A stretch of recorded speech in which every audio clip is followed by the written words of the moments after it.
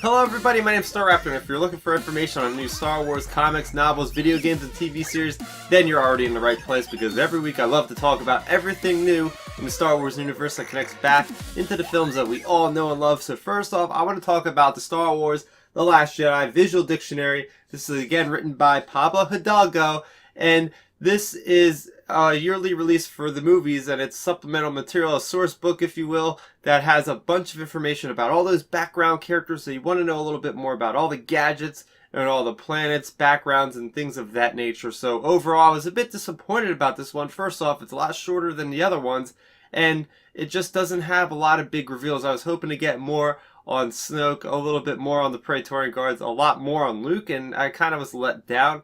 But that's not saying it's a bad book. I mean, there's lots of really interesting information in here. I always love how they have in the beginning that current state of the galaxy with the galaxy map and different things about the new planets. So I would recommend picking this up. It's definitely got a lot of great artwork in here. The next thing we have this week is Star Wars Cobalt Squadron, written by Elizabeth Wein. So this tells the story of Rose and Paige, Tico sisters, as seen in The Last Jedi. This novel specifically talks about their events in this adventure before The Last Jedi and before The Force Awakens, and Cobalt Squadron is a resistance bomber group. You'll see those ships in The Last Jedi, and their mission sent to them by General Organa is to actually investigate signs of First Order activity. And I have my review on the channel right now, so make sure you go ahead and check that out after you're done watching this. Moving on to the comics, we have Poe Dameron, number 22, and this is part 3 of the Legend Found arc, and their whole mission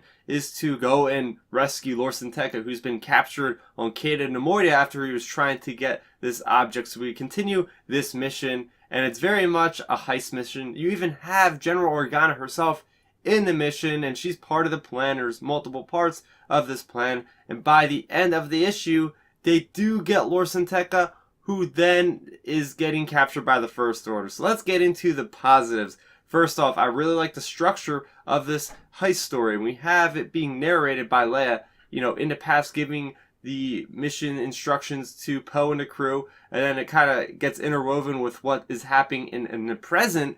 And it's just interesting how Leia is actually formulating this plan, which requires her to lie. And then you have these X-Wings in the sky battling droid starfighters alongside with Poe kind of sneaking in inside of this clothing container to get Lor San Tekka. So it was a really fun, different kind of story.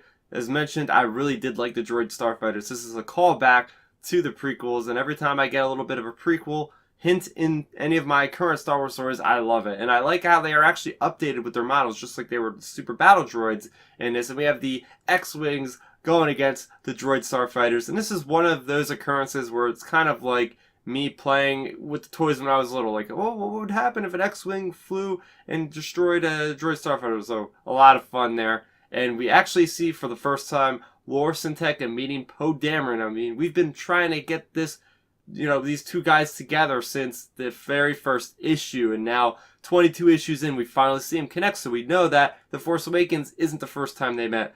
Very interesting there. And I really love this color palette and the way that Canon and Nemoidian is represented in this comics. It looks really, really good. And the last thing I want to talk about this week is Dr. Aphra, number 15. This is part 2 of the remastered arc. There is really two sides to the story in this issue. First off, we have Dr. Aphra, and she's now doing the bidding for 000. Yes, that's right. She used to boss him around, and now he's bossing her around, and he has blackmail because she is basically under his whim, and if she doesn't do what he wants, he's going to release that she is alive to Darth Vader, who thinks she is dead this whole time. So she has to go on this mission, and he's requiring her to go a part of this team. They're pretty much like a suicide squad, all these criminals and different things there, trying to get on this planet where Wat Tambor used to be to get this information that we really don't know too much about yet. And on the other hand, we have Captain Tolvin, who we ran into earlier in this comic series, and she has failed the Empire 3 times, so they said, that's enough, we're going to kill you, execute you, and at the last minute, they actually say that she's related to this Inspector Thanos guy, who, with that information, she's let off the hook. She goes back to Coruscant, digs more information into Dr. Aphra, and finds out that she could be linked to none other than Darth Vader. So getting to some specifics here that I really enjoyed was, first off, Tolvin actually dreaming of Dr. Aphra, because they have met and, you know, they both kind of seem to, at least Dr. Aphra seemed to like her a little bit. So it's kind of interesting how there could be a romantic kind of thing happening in these comics. Another thing I really enjoyed is just the whole idea that the Empire will actually execute their own officers and troops, I guess, for just failing them multiple times. That's pretty rough. They have a firing squad ready to take her out. So getting into some of these new characters that I really enjoy, you have two of them that stood out to me from Rogue One. You have Tam Pazla and this headless guy. They're both from Rogue One. They're both mentioned in that visual dictionary that came out last year. And Tam Pazla is this guy that looks like a Guavian Death Gang member. He's got this interesting helmet, and he was supposedly an ex-cop, and his mission is to hunt down basically Dr. Avazon and Punda Baba, because it's said in a visual dictionary that, you know, he's trying to research what the hell's going on with these experiments, and that headless guy is one of the experiments. So they're both, I guess, teaming up, and Tam Pazla is trying to do this mission to get money to continue this other mission to get Dr. Avazon. So I love how they're actually in canon spinning this story around, because Tam Pazla looks like a badass, and I hope to learn more of this character. Another cool connection is that we have a first design of a droid Deka that is part, and I guess it's like an autonomous droid, sort of like 000. Very interesting there. And also another connection to the prequels is we have this mission of them going to Wat Tambor's planet, which we do see in an unused Clone Wars arc reel, I think. So again, I love these references to the prequels, and the humor in this issue was just awesome.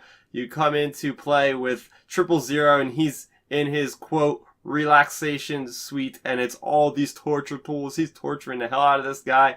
Very, very funny. And at one point, Aphra has to get rid of one of these members because the ship is not going to take off unless she gets rid of one of these members, and that was the whole plan with 000, is to make her choose. So she chooses for this one dude who is supposedly like the 26th in line to rule Alderaan, which has now been destroyed. And he is so optimistic. He's got these dual blades, and he's taking out these stormtroopers left and right. Next thing you know, Dr. Aphra just takes off without him, and here goes an ATST and a whole another battalion of troops, and you know he's not going to make it. And the way it's actually portrayed in this is just really, really funny. So next week, you can look forward to Mace Windu number 5. That will conclude that miniseries, as well as the one-shot The Last Jedi Storms of Crate number 1. I can't wait for that one. So that's going to do it for another episode of This Week in Star Wars Canon. It's now time to join the discussion with me down below in the comment section below. Let's talk about The Last Jedi Visual Dictionary. Are you thinking of reading Cobalt Squadron? And how are you feeling about the Poe Dameron and Dr. Aphra comics? Let's talk about it in that comment section below. Also, I have my spoilers up for The Last Jedi video, and I also have my spoiler-free reviews, so make sure you check them out. And if you are new to the channel, welcome. I have plenty of other Star Wars content that I release on a weekly basis, so make sure you are subscribed so you don't miss any of it. I'm Starrapter. Thanks for watching, and may the Force be with you always. Thanks for checking out the video. Please hit that thumbs up symbol. It helps me know that I'm making content that you guys enjoy. And if you enjoyed this video, I also include 2 videos down below you guys should check out. And please consider subscribing to this channel. It helps support me, and it notifies you guys of when I get new videos up on the channel. You can also contact me on Twitter, Facebook, and Instagram at Starrapter.